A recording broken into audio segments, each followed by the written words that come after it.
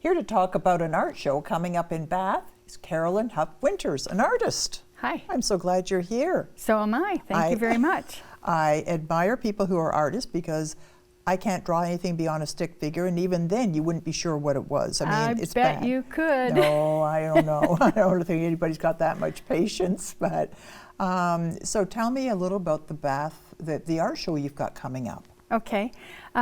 We have an art show. It's the Bath Artisans, and we've actually been an organization for about 30 years, 30 plus years.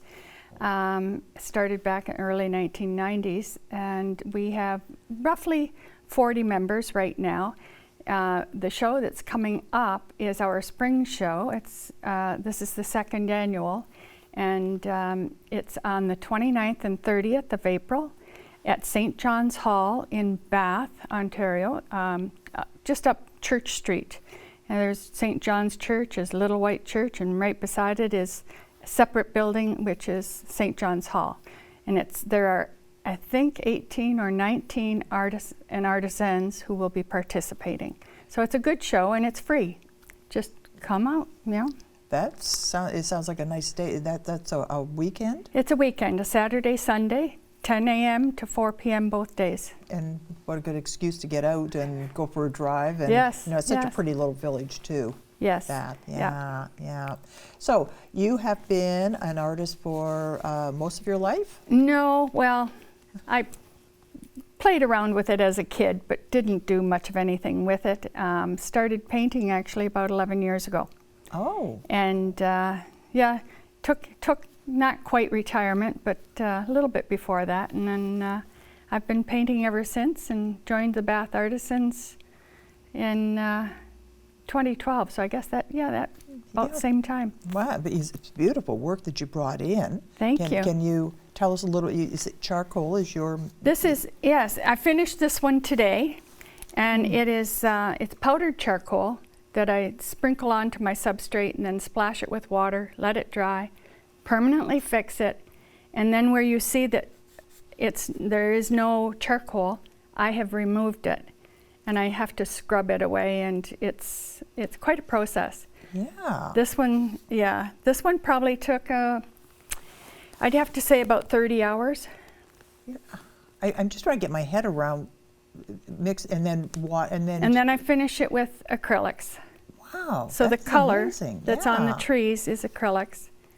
Holy cow, I just never thought of anything beyond a paintbrush. So right. This is really fascinating. Geez, that is absolutely beautiful. Untitled as of yet. Untitled as of yet, yes. Yeah. And this one is... That one's going to the framers tomorrow. Good, all right. This one here is finished, and this is what they always... This is the way I like them framed. I like them double matted and under museum glass, art glass, so that there's no glare and whatnot, and then just a simple black frame to set off the painting, and it goes with anyone's furniture that way. That is beautiful. Thank you. Yeah, really. Tell me about some of the other artists that we can expect to see. Oh, we have, let's see, we have a couple of woodworkers, people who do wood turning of bowls and pens and just really beautiful work. We have a couple of artists who work in glass, and one does wall art, one does other art. It's really unique. And then we have artists who they create fabric art pieces. And then there's what most people think of as artists are they work in oils or watercolors or acrylics. And yeah, in my case, it's charcoals and acrylics, but I also work in just acrylics. Really? So wow. It's quite a variety, and Yeah. you know, there's something for everybody out there. And a price ranges that are from minimal to not off the wall by any means. For a large painting, might be $900. Oh, that's not bad, because Yeah. I know they can go way into the thousands. They can. They can, yeah. How does somebody, I know it's if you like it but how do you know if a painting is good or not? It's good in your own mind. Okay. If it appeals to you, I think that's a good painting.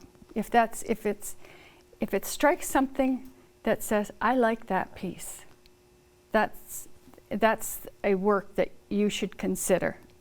Okay. If you're in the in the market for a piece of work, yeah.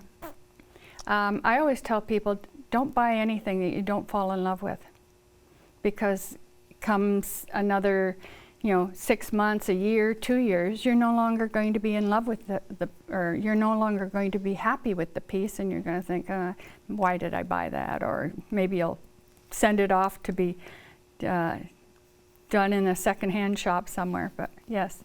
Right. That's a good point. Yeah, it's all in the eye of the beholder, as well, it it were. is. Yeah. Right. Yeah. Sometimes people out there, they wait till they retire to take up painting. It's something, you're one of them. I'm one of them, yes. And I guess all through their lives, people have said, you have, oh wow, you have a real talent. And I always think people like you say, well, anybody can do this. Well, no, not everybody can do this. What happened? How should somebody pursue this if they say, I've always wanted to? What should they do first? I would suggest that they dabble in a few courses, that they try to find out what media it is that they are happy with, or what field. For instance, woodworking is not where you're painting, but it is a creative process. You see something in the wood, you carve it out however they do their work, and it appeals to you. So you need to find that niche that appeals to you. And then out in Bath, for those who want to do painting, we have a group that gets together on Mondays at St. John's Hall, and we paint together from 9 a.m. until 4 in the afternoon. Come and go as people like. It's open to the public. They can join us anytime, and it's a lovely atmosphere of sharing, helping, just encouraging. And yeah, I would. Yeah, and KSOA, Kingston School of Art, is offering a lot of courses these days. Now, the problem is for almost everyone who is not retired is they're working. They have families. They have other obligations. So finding time to do something like that it's just hard. Yeah. It is, because it's a commitment. You say it takes 30 hours. Not everybody... Not everybody spends 30 hours on their paintings, believe me. That's on an average. No. Oh, I see. Okay. No, that's just what I do. And then there's also framing. It's expensive, and framing alone, I've had pictures framed, and it's like, holy cow. It is, but it makes the difference with the painting. It does. It really makes a difference with the painting.